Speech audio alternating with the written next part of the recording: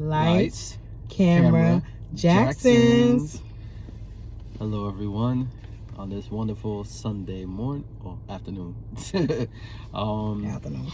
We are coming back to continue and sort of like a redo in one of our videos.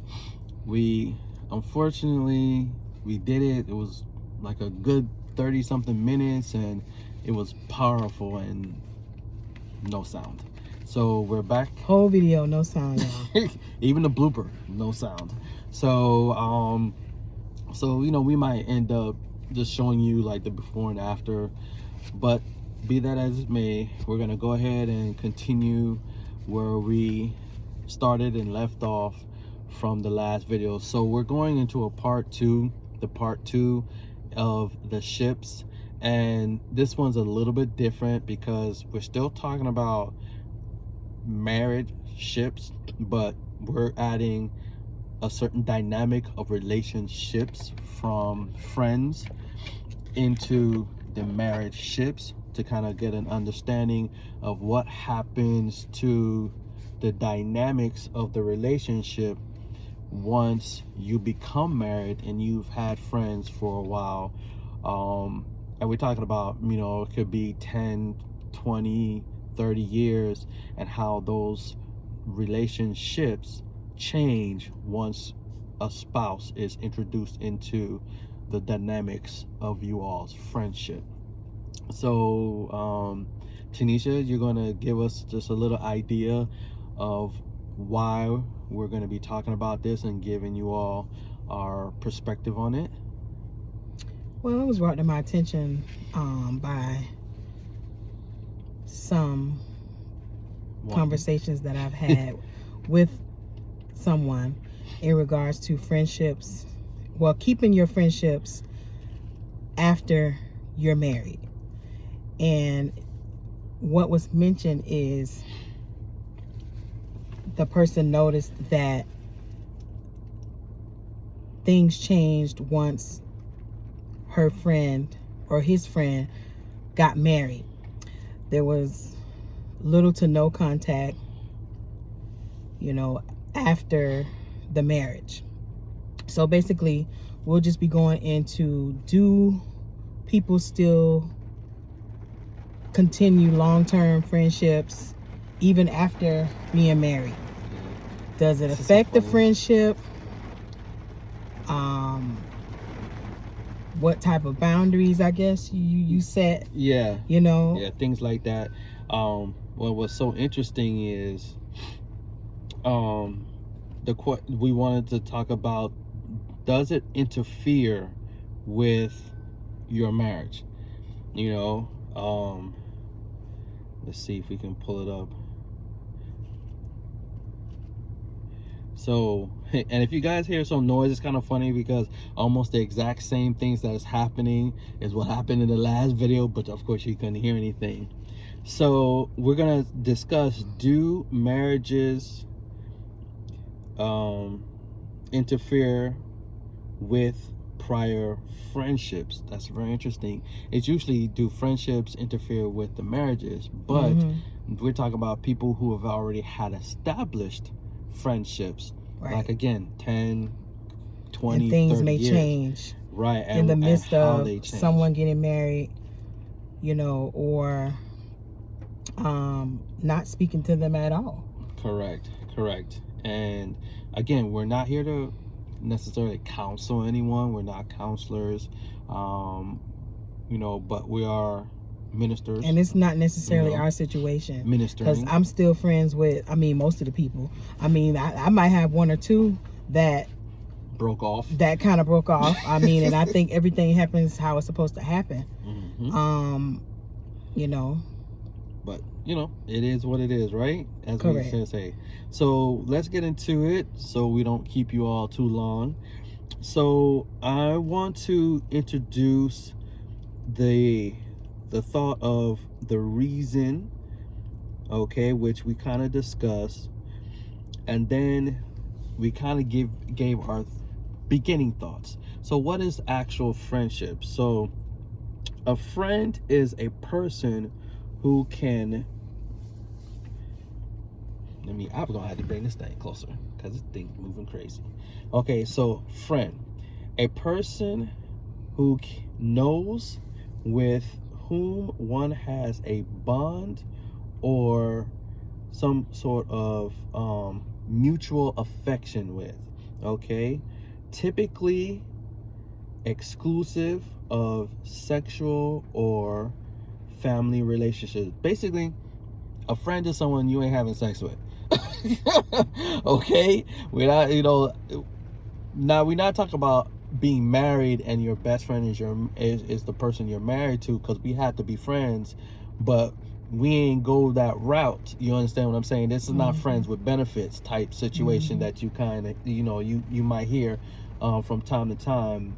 We're talking about people who are friends and they stay friends. They go out, they hang out, they have in-depth conversation. There is a certain a level of loyalty and respect that you have for one another or each other. Conversations that you all have don't go past the 2 ears that God gave you on your head, and your mouth stays closed. And we'll get into a little bit about the respect of a friendship with someone who is married and things of that nature. Your true friends respect your marriage. Your unconditional friends respect your marriage. So there is a level of boundaries and respect that you have to have when you're in a marriage. Your friends who were your friends before you got married will understand that if they are genuine, unconditionally loved friends. Okay. And that is true, because I've had friends friends of the opposite sex since for almost 30 years. Okay, and they were all excited about me getting married. And then I've had my friend who is now my cousin-in-law, love him very much, since I was 12. Okay, and so you can have long-term friends and they don't interfere, and actually it should enhance the relationship, because if that friend isn't married, you should be an example for that friend. Right. And if that friend is married, then y'all should be able to you can do more things together, because it's not that situation where I have single friends, I hang out with my single friends, now all of a sudden my marriage is in turmoil because I'm looking at what my friends have and what I thought I lost. Okay, but that's a whole nother conversation itself. And yeah, I mean, it's an important conversation too, because like I said, the respect is what's important when it comes to family, friends, whoever. If you can't respect the marriage, then you're not going to be a good candidate to be in my circle. True. Right? So and we're going to get into some scriptures. So one of the scriptures that we wanted to discuss is Proverbs 7:17 and Proverbs 18:24. So in Proverbs 17:17, and it talks about loyalty. Okay, so I forgot to bring my other. So I'm gonna just kind of slide this over here and get into the U Bible here. All right, and those of you that's following along, you can go ahead and jump into that as well. So this is, I have to take these off because these shades kind of like, all right, now I can see. Ooh, praise the Lord. I can see. Okay, 17:17.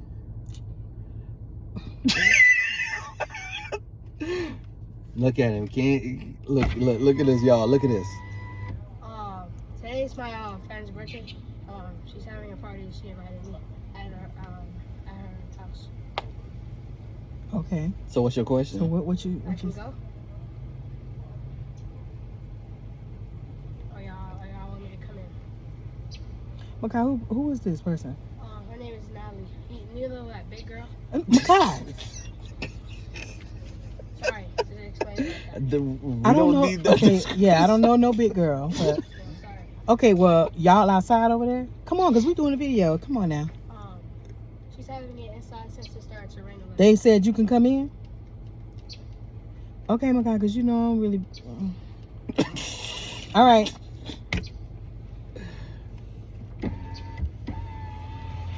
Y'all. Sorry.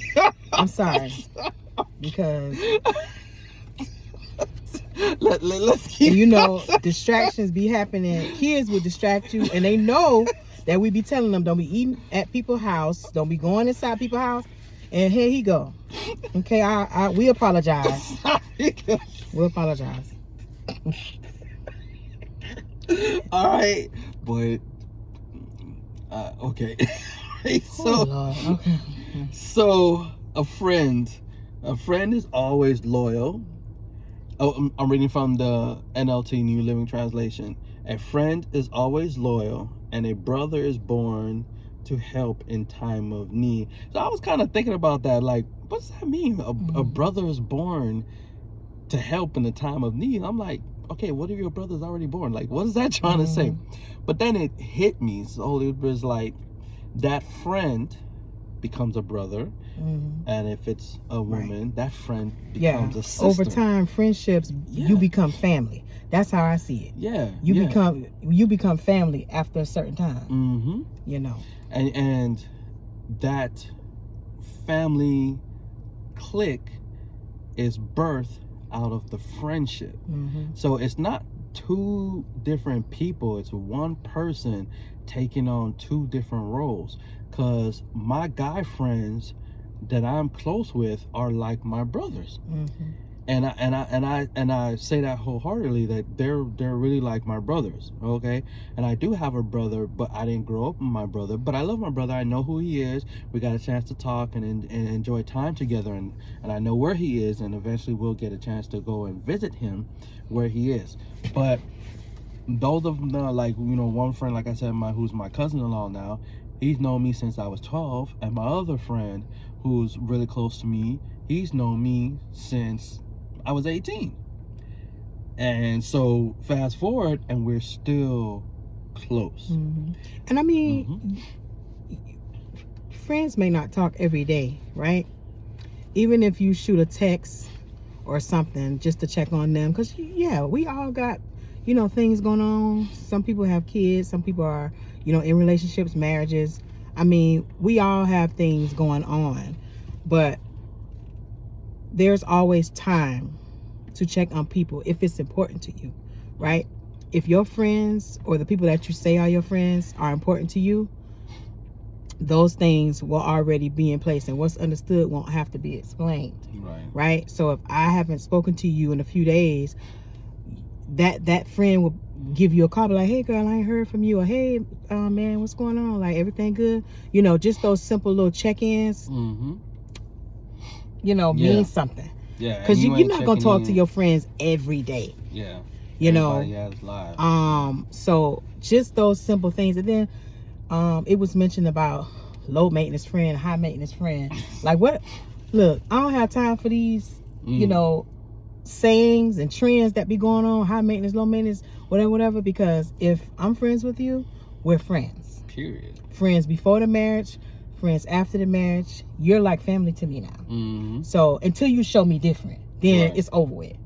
It's over with, right? You know. So low maintenance, high maintenance, you know, miss me with that, because if it ever comes a day where I fall ill or my friend falls ill, just know that I will be there. If you need me to bathe you, you need me to come clean your house, you know, things like that. So all that low maintenance, high maintenance type, whatever this stuff they saying now, no, because people show you that they're your friend. They don't tell you, they show you. It's the same thing in relationships, relationships, family ships, friendships, marriage ships, okay? However your ships are sailing. Yep. So what is loyalty? Loyalty, giving or showing firm and constant support or allegiance to a person or institution. Okay, so what Tanisha is saying is a description of loyalty. Now, getting back to what I said at the intro, to clarify, a friend who respects you as a person, married or single, does not put you in an uncompromising situation. Right.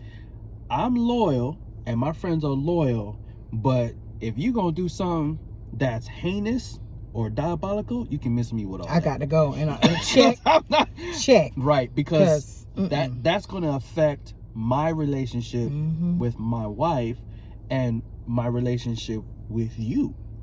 So there's a high level of respect and a high level of loyalty. I have never had a friend that put me in a situation, and I've never put any of my friends in a situation, because eventually we're going to no longer be friends. You understand what I'm saying? That means they could don't be a have your best mistake. interests. Yeah. They don't have your best interests. Right. They don't.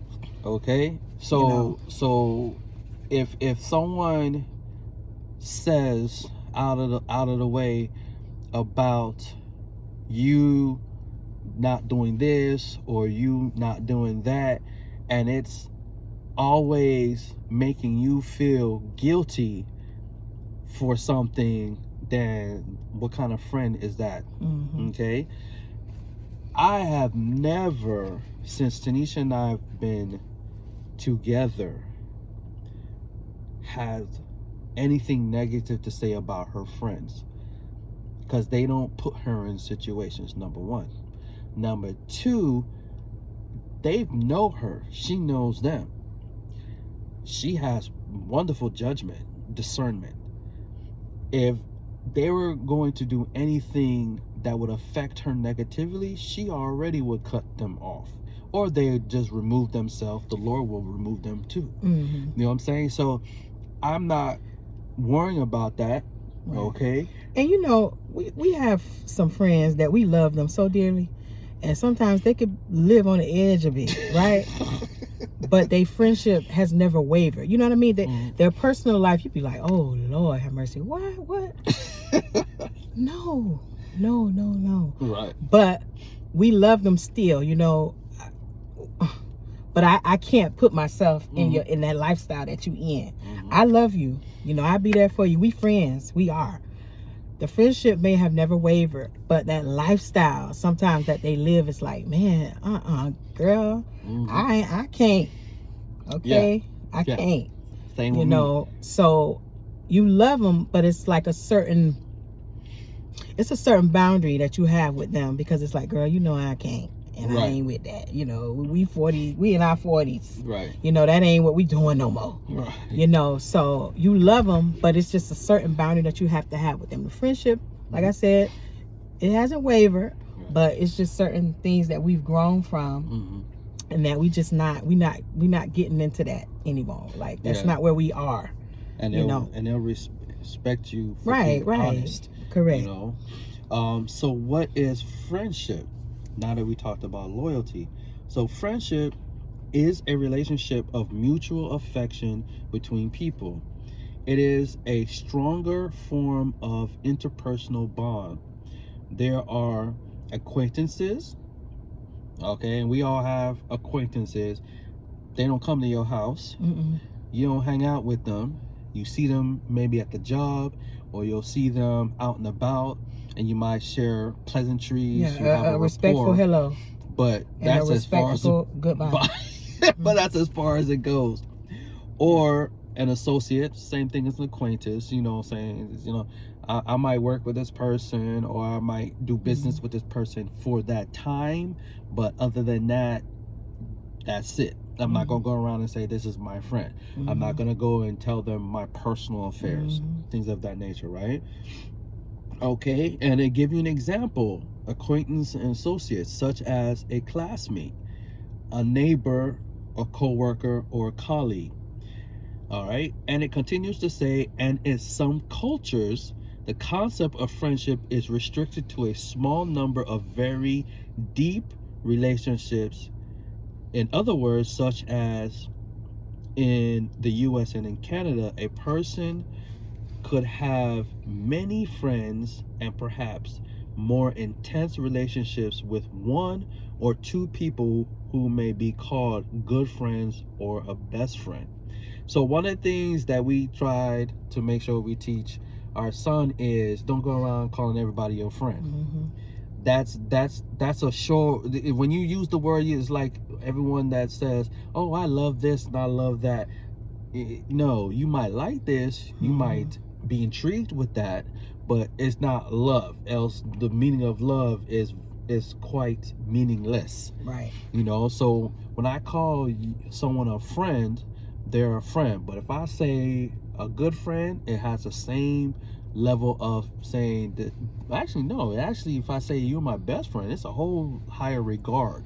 My best friends know my secrets, and we don't share that with anybody. I don't even say best, because I think we did that in like elementary, middle school. Oh, in high school. Oh, that's my best friend. That's my best friend. Nah, we family now. Yeah.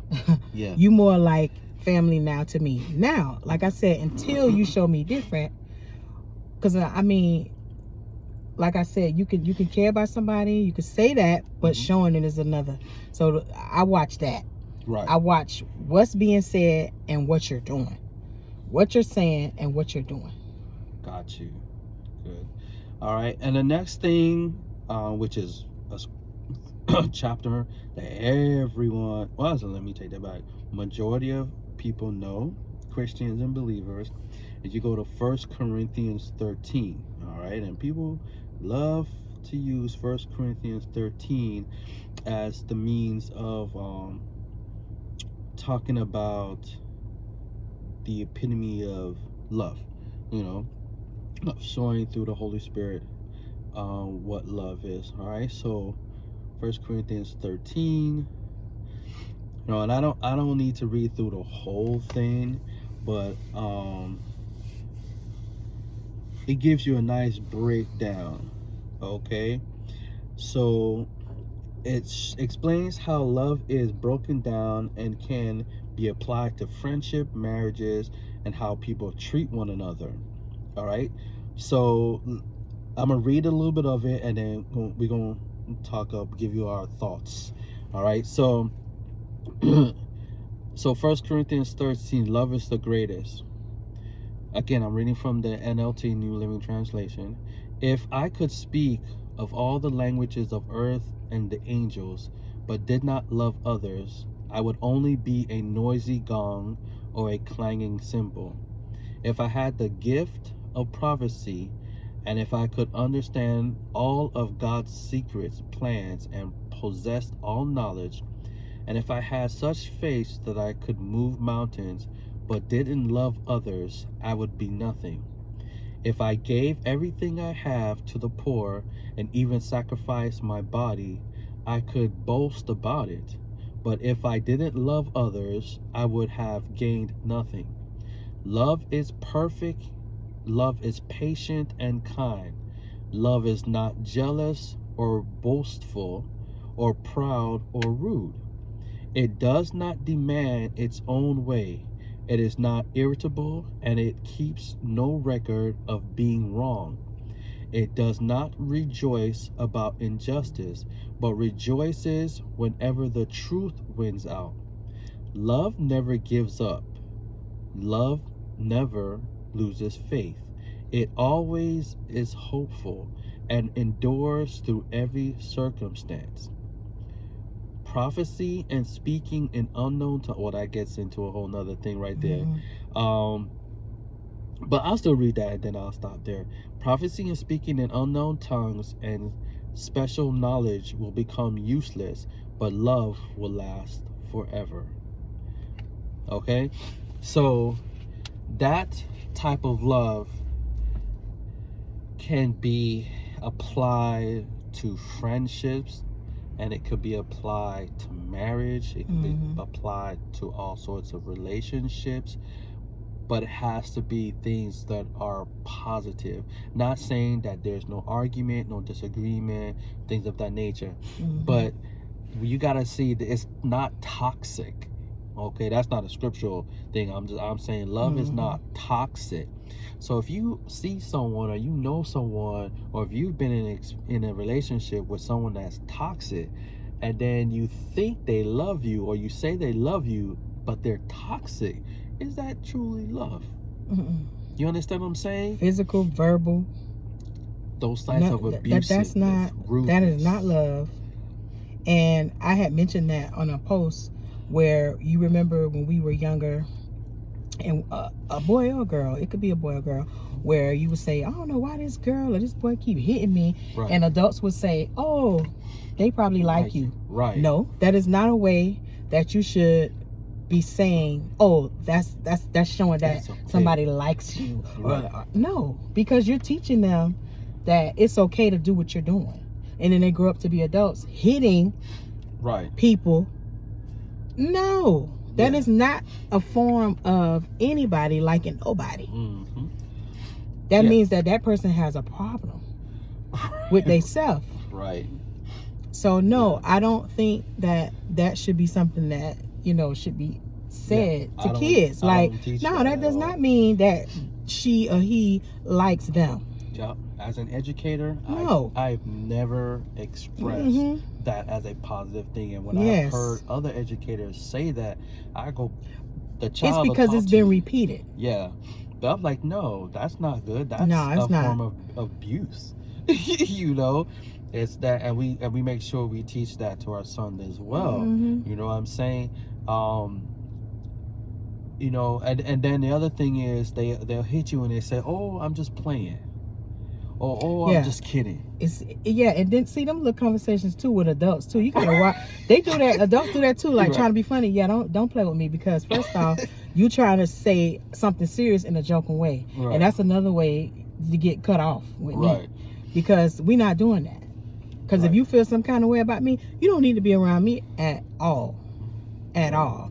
Don't say no joking, funny stuff, because I might not. And I'll tell you right there, I don't like that. I don't think it was funny. I don't think it was cute.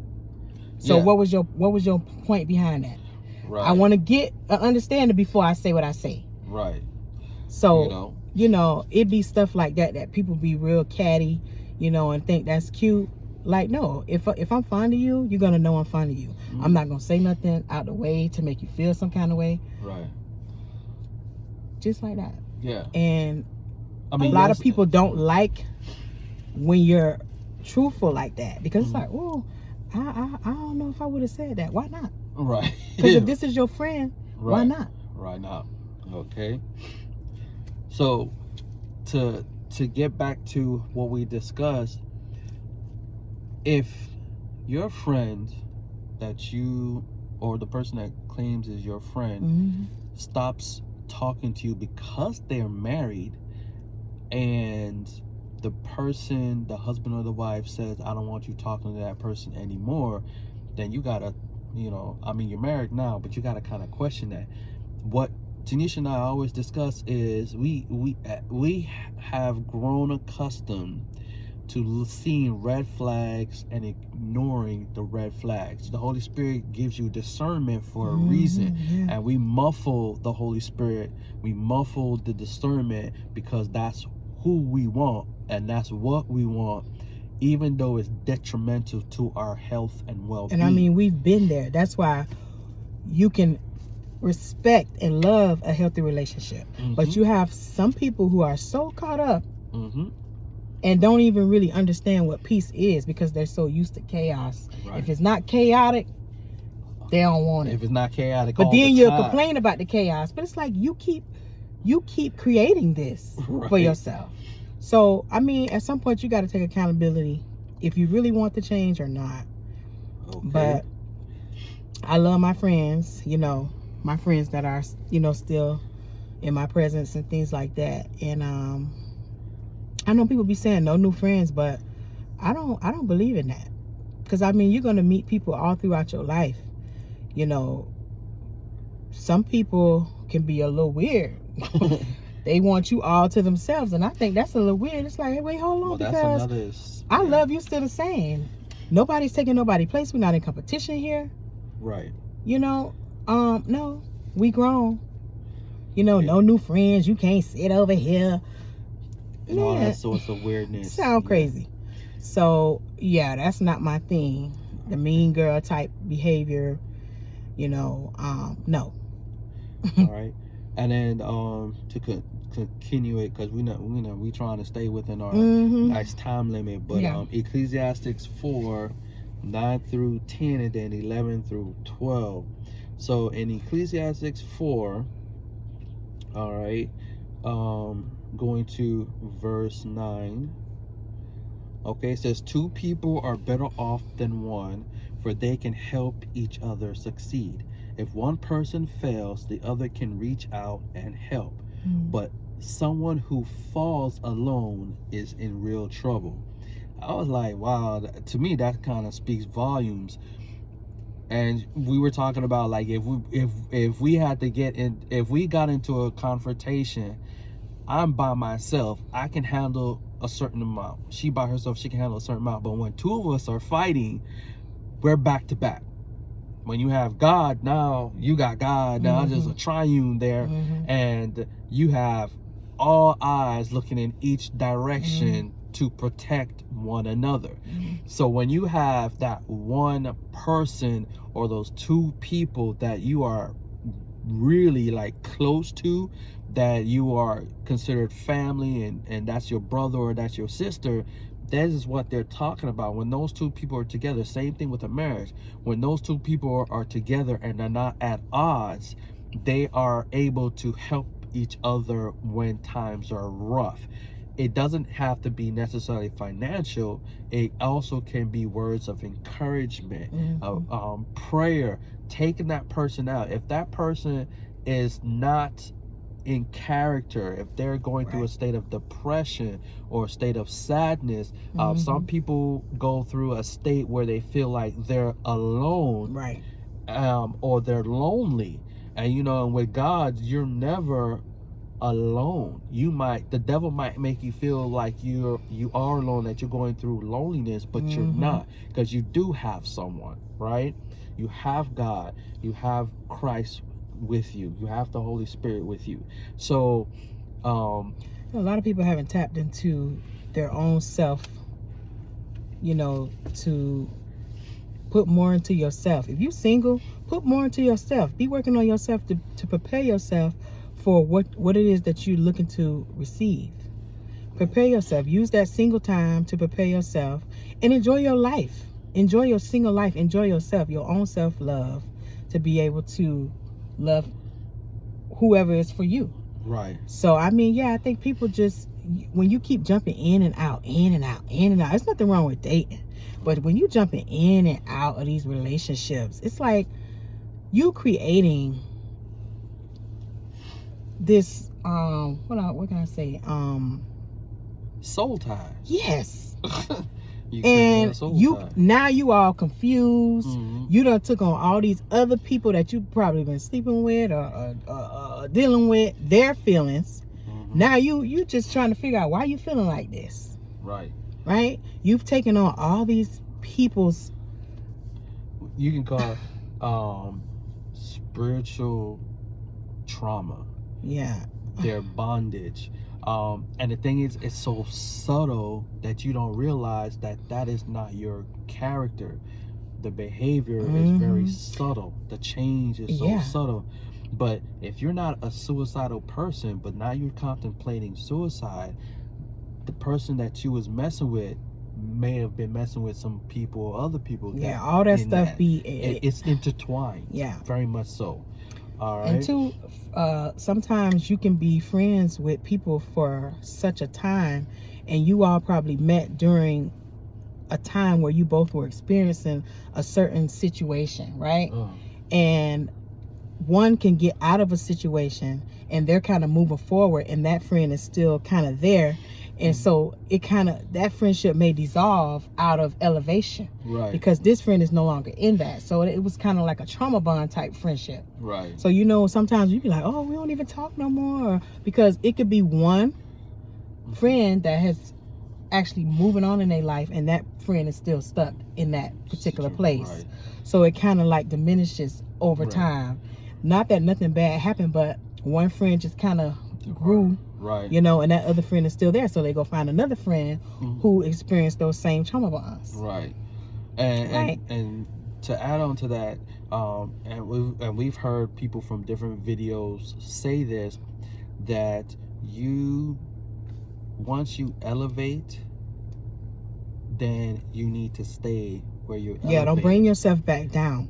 to bring your friend up. Mm-mm. You are here as a reminder to your friend that you can be up here too. Mm-hmm. I can bring you with me, Yeah. but I'm not bringing you with me to bring me back down to there. I will Right. not do that.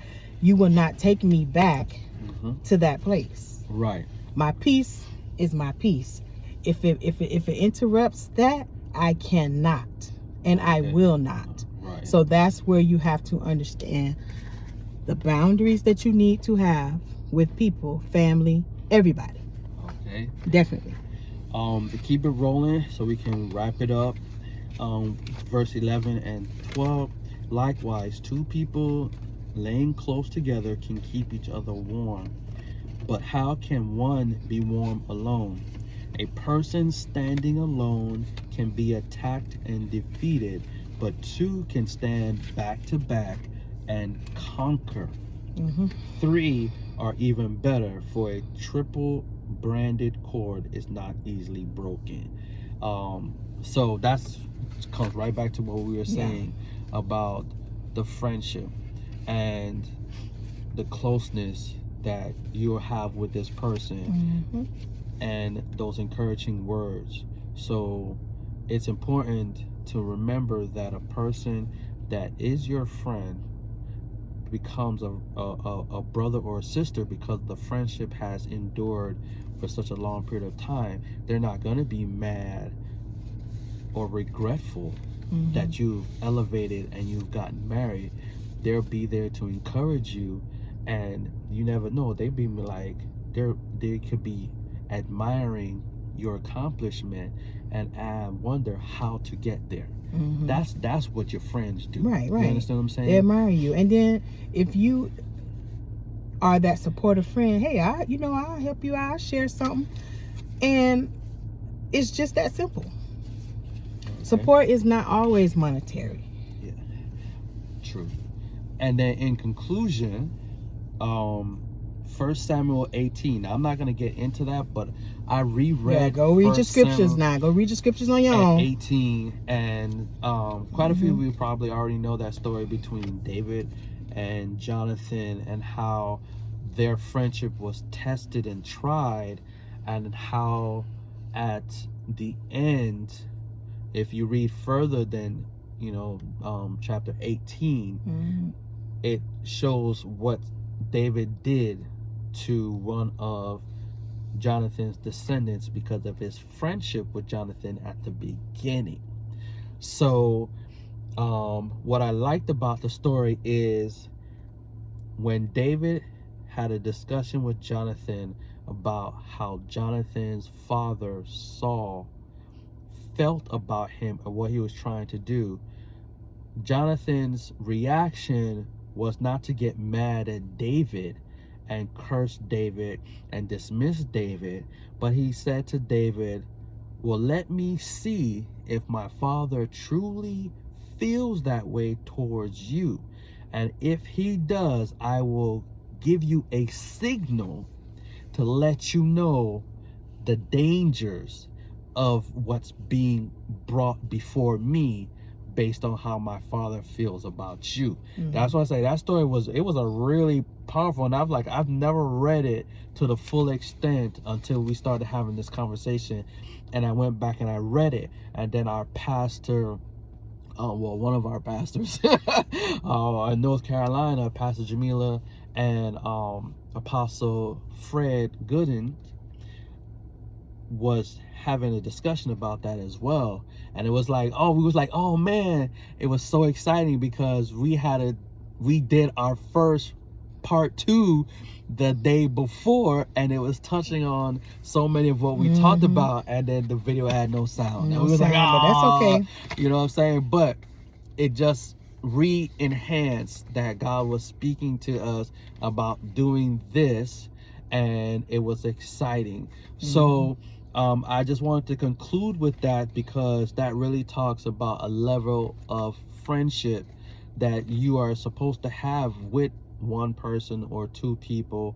You know, I'm not gonna like stipulate the numbers on it, but again, when they said in the US and in Canada, they talked about having a deep affection with someone, and it's a person or a couple of people. But in other countries, it could be a little bit different, but the concept of friendship is still the same. So so that's our take on the discussion that was brought up with someone. And I have not lost any of my friends, and I'm gonna say like my true friends, those friends that are family. I've known them for 10 or more years since I got married. They respect my time. They send me a text, they'll give me a call, you know what I'm saying? But none of them was like, oh man, you since you married, you ran away from us and all this nonsense. And I have a lot of lady friends that I built relationships with over the years, either through school or through work and stuff like that, because I'm very particular who I call friend and stuff like that. And every single one of them was invited, and majority of them that were able to come came. And that says a lot, you know, about the type of people and their respect towards me and my wife Tanisha. You know what I'm saying? And not one of them, and every time they call or talk to me, the first question they ask me, how is your wife doing? You understand what I'm saying? Y'all good? And then we'll get into the conversation. I ask, how is your family doing? How's your husband doing? Things of that nature. You know what I'm saying? And I found that to be awesome. And we've been married for over a year, but we've been together for over 6 years, and it's always been a respect towards my because we established that in the beginning.